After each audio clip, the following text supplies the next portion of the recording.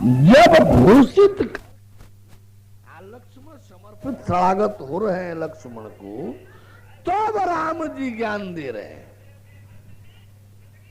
तब राम जी ज्ञान दे रहे हैं। उसी ज्ञान जो राम जी लक्ष्मण को दे रहे हैं। आप गीता प्रेस में जाइए, 8 आना 1 रुपए की किताब कोई मिलेगी, उसका नाम है श्री राम गीता। श्री राम गीता माने राम जी ने जो लक्ष्मण को उपदेश दिया है, उस उपदेश का नाम है श्री राम गीता। यदि रामायण में देखना चाहें तो अध्यात्म रामायण उत्तरकांड में देख लीजिए। वही ज्ञान राम जी जब हनुमान को दे रहे हैं तो उस किताब का सूत्र तड़ेंगे जगाना।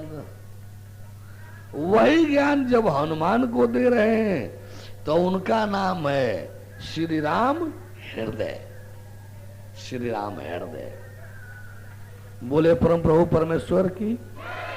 तो राम जी, विष्णु जी, राम जी और कृष्ण जी अपने समर्पण शरणागत करने वालों को जो भगवान जनाए मिलाए थे, मैं उसी भगवान को जनाऊं, मिलाऊंगा, दिखाऊंगा, बातचीत कराऊंगा। असली भगवान, असली, जिसमें कहीं नुक्ता चीनी नहीं मिलेगा, कोई लेकिन नहीं मिलेगा, झूठ और मानना मनवाना कुछ नहीं, जिसे मिलते ही विराट दिखाई देने लगेगा, जिसके एक अंश मात्र में सारा ब्रह्मांड दिखाई देगा, यह भी दिखलाऊंगा। बोले परम प्रभु परमेश्वर की। तो यह भगवान क्या होता है? शब्द रूप तत्व और तत्व रूप शब्द। यही जिस शरीर को स्वीकार करेगा वो शरीर भगवान का अवतार कहलाएगा। ये शब्द रूप तत्व और तत्व रूप शब्द जो है, जिसे स्वीकार नहीं करेगा वो भगवान का अवतार नहीं हो सकता। लाखों करोड़ों करोड़ों अनुयायी बना ले, अरबों खरबों का धन संपदा, इस ब्रह्मा इंद्र शंकर बन जाए, भगवान मिलना नहीं होगा। तो इस ज्ञान को तत्ववादी धारणा कहते हैं। यह सदानंद जो है, यह संत ज्ञानेश्वर जो है, उसी भगवान को जो विष्णु वाला था, जो राम जी वाला था, जो कृष्ण जी वाला था, उसी भगवान को मिलाएगा।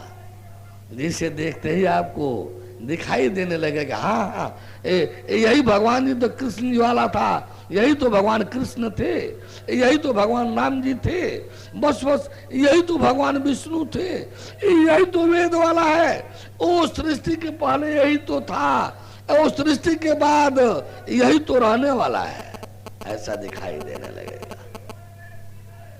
सारी शक्तियां इसी से उत्पन्न होती हैं और अंततः इसी में लीन होती हैं, रहती हैं।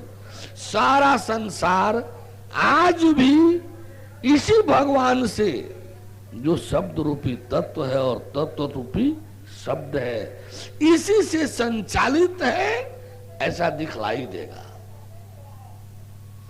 देखने को मिलेगा कि भगवान ही से सभी पैदा है, भगवान ही सबको कायम रखा है, भगवान ही सबको संचालित कर रहा है, भगवान से अलग बाहर कहीं कुछ न था न है, ऐसा देखने को मिलेगा। ईसा बोम सुहंग हंसो, ईसा मूर्ति संसार सृष्टि, आत्मा ईश्वर ब्रह्म शिव शंकर ब्रह्मा विष्णु महेश, ये सब उसी से पैदा होने वाले हैं, सब उसी से पैदा होने वाले हैं। जिस भगवान को मिलाया दिखाया जाएगा। अब तो समझ में आ गया होगा कौन भगवान मिलेगा। रात भी इसी पर चला था क्लास। बोले परम प्रभु परमेश्वर की, परम प्रभु परमेश्वर की। 2-3 मिनट और समय ले लूं क्या कि कितना, कैसी सुंदर सिस्टमेटिक व्यवस्था परमात्मा परमेश्वर की है। कैसा सिस्टमेटिक व्यवस्था परमात्मा परमेश्वर की है कि जो स्वयं परमात्मा परमेश्वर है वह एकम एक,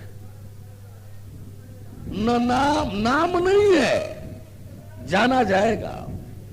सृष्टि का सारा नाम उसी से है। रूप नहीं है, देखा जाएगा। सृष्टि के सारे रूप उसी से। स्थान नहीं है, लेकिन सारी सृष्टि उसी से पैदा हो रही है, उसी में से निकल रही है, उसी में स्थित है। जन्म मृत्यु नहीं होता, सभी का जन्म मृत्यु उसी से उसी में है। उसके अधीन मायावी सृष्टि में है। यानी उसी के एक अंश मात्र से सृष्टि उत्पन्न होती है, दूसरे अंश से सृष्टि स्थित है, क्रियाशील है, और तीसरे अंश मात्र से वो गवर्न करता है। तो दो ही अंश मात्र में ये सारा ब्रह्मांड है, ऐसा देखने को मिलेगा। तीसरा अंश जो सदा सर्वदा परम आकाश स्वरूप परम धाम में रहता है, वो जब भूमंडल पर आता है तो वही अवतार कहलाता है, वही भगवान है। कौन भगवान है? जब वो मिलेगा तो आप लोग देखिएगा, याद कीजिएगा। जो बोलने जा रहा हूं, कौन भगवान मिलेगा? त्वम एव माता च पिता त्वमेव, त्वमेव बंधुस च सखा त्वमेव, त्वमेव विद्या द्रविणं त्वमेव, त्वमेव सर्वम, त्वमेव सर्वम मम देव देव। वह त्वम वाला परमेश्वर मिलेगा। त्वम आदि देव पुरुष पुराण, यही मिलेगा जो बोल रहा हूं। त्वम आदि देव पुरुष पुराण, त्वम अस्य विश्वस्य परम निधानम, वेत्तासि वेद्यम, वेत्तासि वेद्यम परमं च धामम, त्वया ततम विश्वम अनंत रूपम, त्वया ततम विश्वम अनंत रूपम। यही मिलेगा। बोले परम प्रभु परमेश्वर की, बोले परम प्रभु परमेश्वर की। उस जब वो शब्द रूप तत्व और तत्व रूप शब्द मिलेगा, उसमें अंधकार तो होगा ही नहीं, प्रकाश भी नहीं, उसमें जड़ता तो दिखाई ही नहीं देगी, चेतनता भी नहीं, वह सत्य तो लगेगा ही नहीं, सत्य भी नहीं। अंधकार और प्रकाश से परे और विलक्षण, जड़ चेतन से परे और विलक्षण, असत्य और सत्य से भी परे और विलक्षण होता है परमात्मा परमेश्वर। उसका जब अंश, अब आत्मा ईश्वर ब्रह्म, उसका एक अंश जब उसमें मौज मस्ती आई, इनको छुट्टी कर दे, डाल दे मशीन में पनिया, ये फ्री हो जाए, आप फिर बोले परम प्रभु परमेश्वर की। अच्छा, आप लोग शंका समाधान भी करेंगे? दो चार शंका समाधान भी से करने वाले लोग हैं। अच्छा भैया, आप क्या करेंगे? जब तो आप कल से कीजिए ना, आपको तो कुछ ध्यान ज्ञान से मतलब है नहीं, आपको दर्शन में तो भाग लेना नहीं है, तो कल से कीजिए ना, भरपूर समय मिलेगा, 2 घंटा आज ही विषय। और कोई भाई करेंगे? यदि इनको करना होगा तो आज नहीं दूंगा मौका, कल करेंगे। कोई नया बंधु बतावे, क्योंकि इनको कोई लेने देने से तो मतलब है नहीं, इनको तो समय काटना है। कौन भाई बंधु है? आप भी 2 ठो मिलते हो रोज के लिए, लगेगा कि संतवा कोनो दलाल रख लिया है।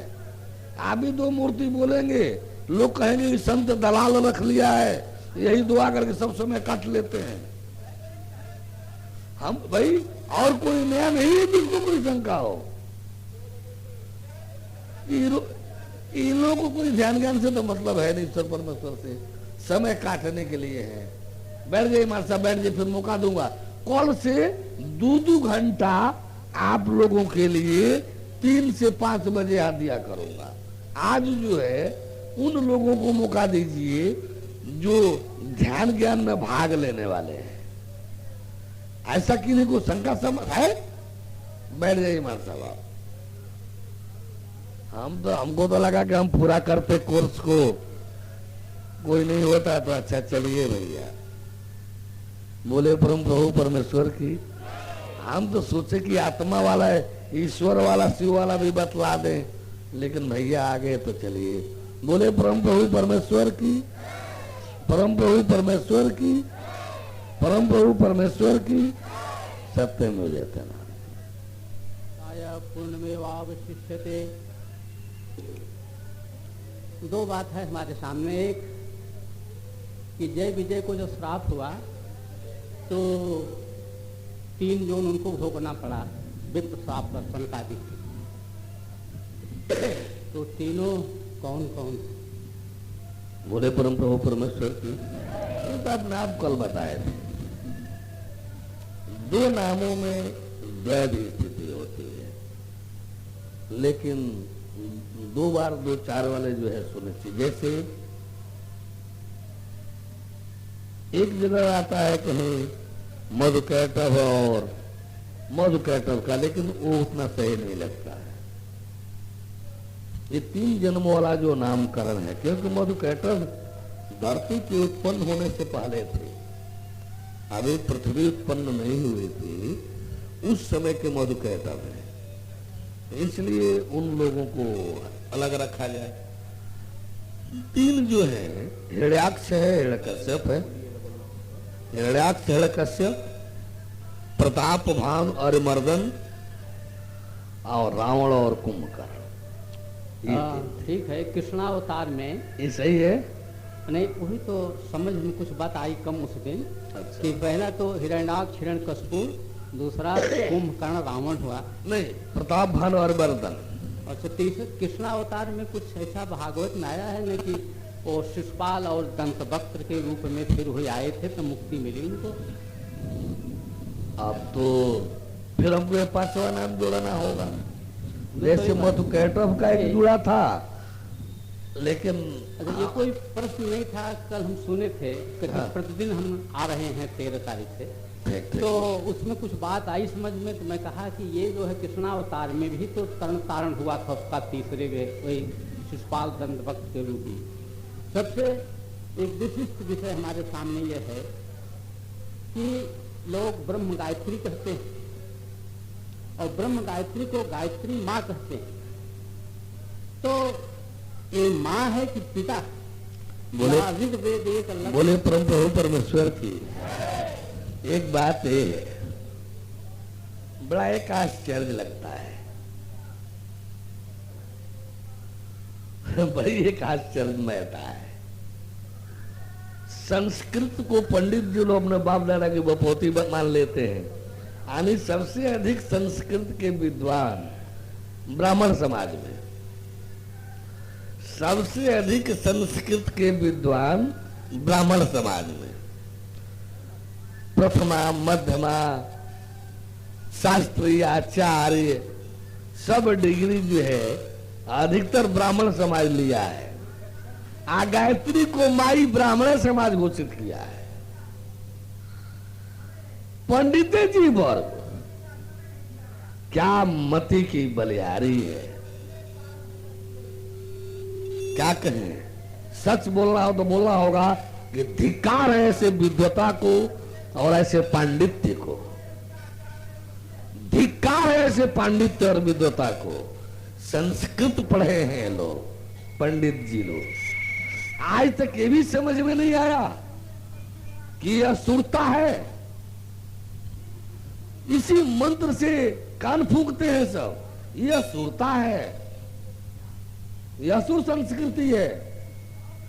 गायत्री कोई देवी होती है, गायत्री कोई मंत्र है, गायत्री कोई देवी होती है, गायत्री कोई मंत्र है। यानी मति भ्रष्टों की माई हो सकती है, मति भ्रष्टों की माई हो सकती है, असुरों की माई हो सकती है। गायत्री तो एक छंद है व्याकरण में, गायत्री तो एक छंद है व्याकरण में। कोई व्यक्ति जब कोई दोहा, पद्य, चौपाई आदि कुछ लिखना शुरू करेगा, यानी जो गाया जाने वाला हो, और 24 मात्रा में यदि वो दोहा, चौपाई, चाहे कोई पद पूरा हो जाए, अर्थ देने लगे, तो गायत्री छंद है। कोई भी दोहा चौपाई हो, कोई भी पद्य हो, पद्य होना चाहिए, गद्य नहीं, यानी गाया जाने वाला होना चाहिए, मात्र पढ़ा जाने वाला नहीं। तो कोई भी गे यानी गाया जाने वाला पद्य 24 मात्रा में यदि अर्थ भाव देने लगे, तो इसका अर्थ होगा वो गायत्री देवी है। कुर्सी दे दो, अरे यहीं दे दो, कुर्सी यहीं दे दो पास में।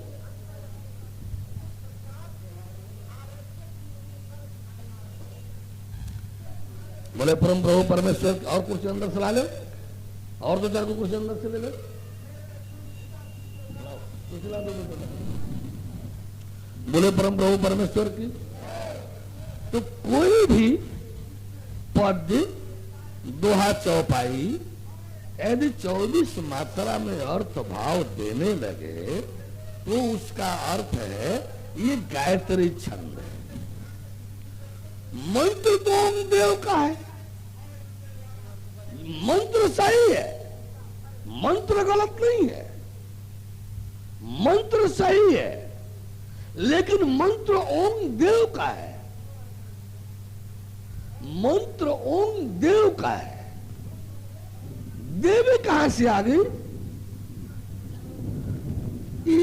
देवी कहां से आ गई? किस शब्द का अर्थ इसमें देवी है? इस 24 अक्षरी, जो 24 मात्रा वाला जो ये मंत्र है, इसमें किस शब्द का अर्थ जो है गायत्री है?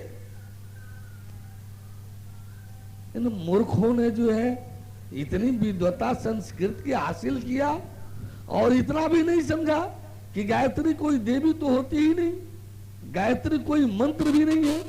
ये श्री राम शर्मा, ये पंड्या, ये असुर संस्कृति वाले हैं, ये झूठ बोलने वाला है। प्राइमरी तक पढ़ा था, आचार्य लिखता था श्री राम शर्मा, पढ़ा था प्राइमरी पाठशाला, कहलाता था आचार्य श्री राम शर्मा।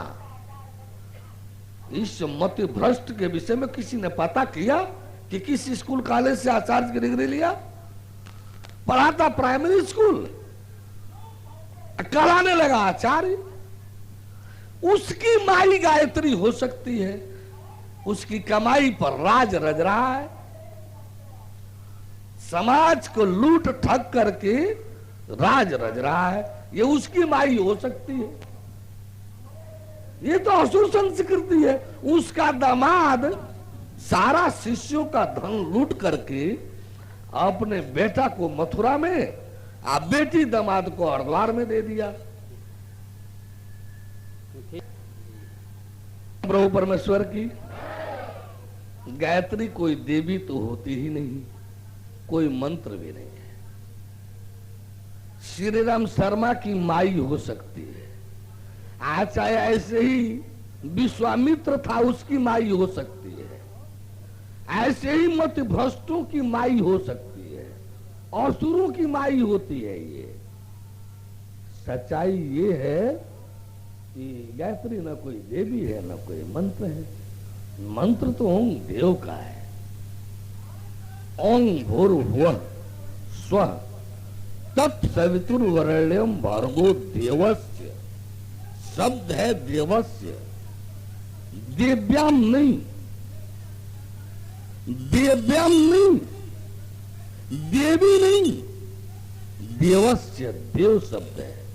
ये उभयलिंगी नहीं है, स्त्रीलिंग तो है ही नहीं, उभयलिंगी भी नहीं है कि मन करे तो मां कह दे, मन करे तो पिता कह दे, मन करे तो देव पुलिंग शब्द है। भर्गो देवस्य, तो शब्द तो देवस्य है, ये देवी जी कहां से आ गई? मंत्र तो देव का है, ओम देव का है। इस मंत्र के अभीष्ट देव को नोच करके उठा करके फेंक दिया जाए, आई झूठी और काल्पनिक देवी की मूर्ति गढ़ करके माई माई कह करके बैठा दिया जाए। एक क्या आप सभी से एक बात मैं पूछूं? आप लोग अधिकतर सनातन धर्म के हिंदू समाज के लोग हैं। असुरता माने क्या देवद्रोहिता नहीं? ये देवद्रोहिता नहीं है। देव मंत्र से मंत्र के अभीष्ट ओम देव को निकालकर फेंक दिया जाए, समाप्त कर दिया जाए, और इस देव के जगह पर झूठी और काल्पनिक मूर्तियां गढ़ गढ़ करके इतना प्रचारित किया जाए कि देव शब्द ही ब्रह्मा अलग है। एक मिनट पहले सुनिए। बोले ब्रह्म प्रभु परमेश्वर की ब्रह्मा अलग है, त्रिदेव में ब्रह्मा विष्णु महेश। ब्रह्म शक्ति ओम का पिता है। ओम ब्रह्म शक्ति से उत्पन्न ओम है, वो कोई आकृति नहीं है। ब्रह्म शक्ति कोई आकृति नहीं है, ज्योतिर्मय शब्द है।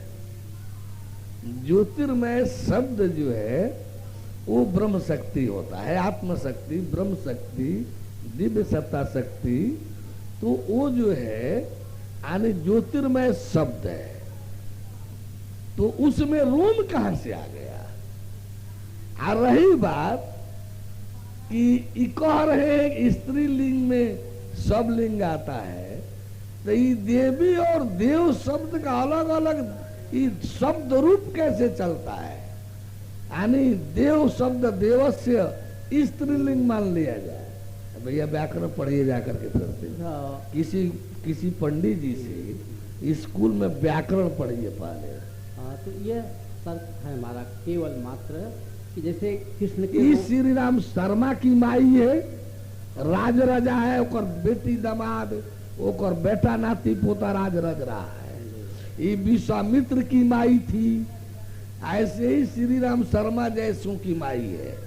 नाता यह है असुर संस्कृति, इससे असुरता फैलता है। देवद्रोहिता को ही असुरता कहते हैं। आपके शब्दों से बड़ी शांति है। लेकिन कृष्ण के रोम से जैसे लिखते हैं कि काला तिल उत्पन्न हुआ या 3 प्रकार का तिल, तो रोम शब्द का कोई भाव दूसरा है? नहीं, कृष्ण तो शरीर थे ही, इनके अंदर तो रुआ बाल सब था। अच्छा, भगवान कृष्ण में तो रुआ था, बाल था, हाथ था, मुंह था, नाखून था, दांत था, जीभ थी, सब था।